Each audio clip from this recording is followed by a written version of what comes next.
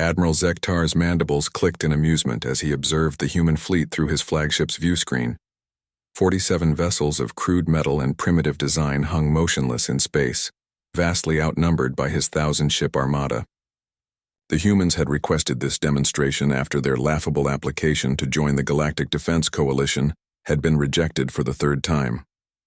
"Look at them," Zektar chittered to his bridge crew. "Still using kinetic projectiles and chemical explosives. Do they truly believe such antiquated weaponry can pierce our quantum phase shields?"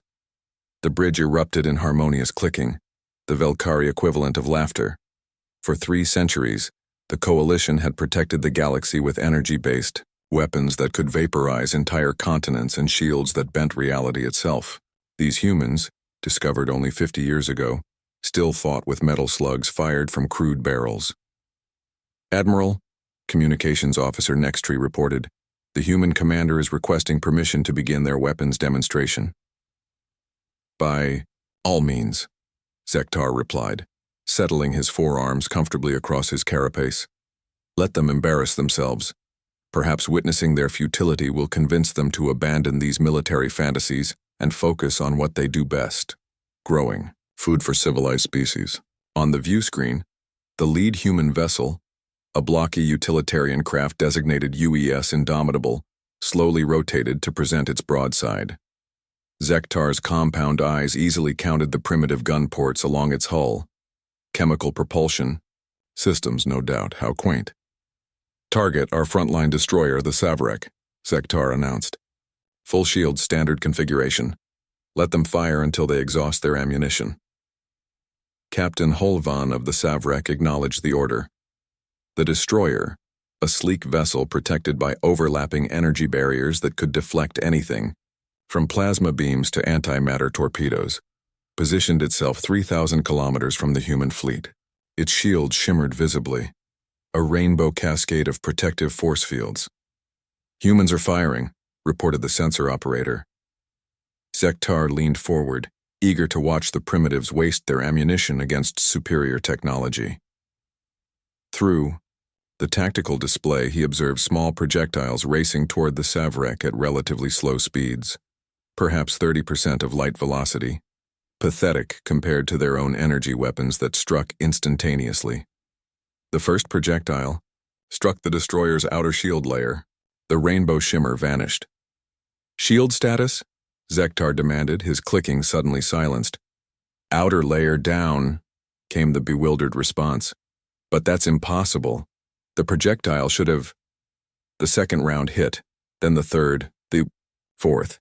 Each impact eliminated another shield layer with surgical precision. No explosion, no energy discharge. The barriers simply ceased to exist wherever the projectiles touched them. "What is this?" Zektar's voice rose to a shriek. "Analysis. What are those weapons?" Before anyone could respond, the 10th projectile punched through the Savrek's final shield layer and struck the hull. The destroyer's armor, designed to withstand stellar-class energy weapons, cracked like an egg. Atmosphere vented into space as the ship listed helplessly. "Impossible," whispered Zektar. "Run a full sensor sweep. What are those projectiles made of?" The science officer's tentacles trembled as he operated his console. "Admiral, I'm reading dense metal cores, but there's something else. Energy signatures I don't recognize." "Wait." His voice dropped to a whisper. "Sir, the projectiles aren't just metal. They're wrapped in something that shouldn't exist." "Explain." "Quantum vacuum, sir. Somehow, they've weaponized empty space itself." The human fleet fired again. This time, all 47 ships opened up simultaneously. Thousands of rounds streaked toward Zektar's formation, each one wrapped in its impossible coating of weaponized nothingness. Ships throughout the Coalition fleet watched their shields fail instantaneously. Energy barriers that had protected them through 100 wars simply evaporated on contact. The projectiles didn't overwhelm the shields or overload them. They deleted them from existence. "Evasive action," Zektar commanded, but it was too late. His own flagship shuddered as its shields collapsed layer by layer.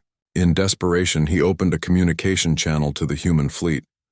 Cease fire, we yield, what are those weapons? The response came from Admiral Sarah Chen aboard the Indomitable. Her voice was calm, almost conversational. You call them primitive, Admiral. We call them depleted uranium rounds wrapped in Alcubierre field generators. Turns out when you compress empty space around a projectile, it tends to make force fields confused. Zektar's mandibles clacked in confusion. Alcubierre fields? You mean faster than light travel technology? Among other things, Chen replied. We noticed your shields work by deflecting matter and energy. But what happens when something approaches wrapped in a bubble of space-time that technically doesn't exist in normal reality? Your shields can't deflect what they can't detect. Across the Coalition fleet, damage reports flooded in. No ships had been destroyed. The humans had aimed with surgical precision, disabling shields and weapons while leaving life support intact. It was a demonstration, not a massacre. For 50 years, Admiral Chen continued, you've rejected our application because you considered our weapons primitive. You were so focused on the projectiles themselves that you never examined how we were delivering them. We've been wrapping conventional ammunition in space-time distortions for the past decade. Zektar's complex eyes stared at the tactical display, where his mighty fleet sat helpless, their technological superiority negated by humans who had found a way to make the impossible mundane. Your application to the Coalition, he said slowly, is hereby approved. Unanimously. On the Indomitable's bridge, Admiral Chen smiled. Welcome to human ingenuity, Admiral. We don't just think outside the box. We delete the box entirely. The human fleet slowly rotated away from the disabled Coalition vessels, their message delivered with devastating clarity. In the depths of space, 47 primitive ships had just redefined the meaning of advanced warfare. Sometimes the most powerful weapon wasn't the most sophisticated technology. It was the imagination to use existing technology in ways no one thought possible. As the humans departed, Zektar reflected on a new understanding. Humanity's true strength wasn't their weapons, but their refusal to accept that anything was impossible. The galaxy would never be the same.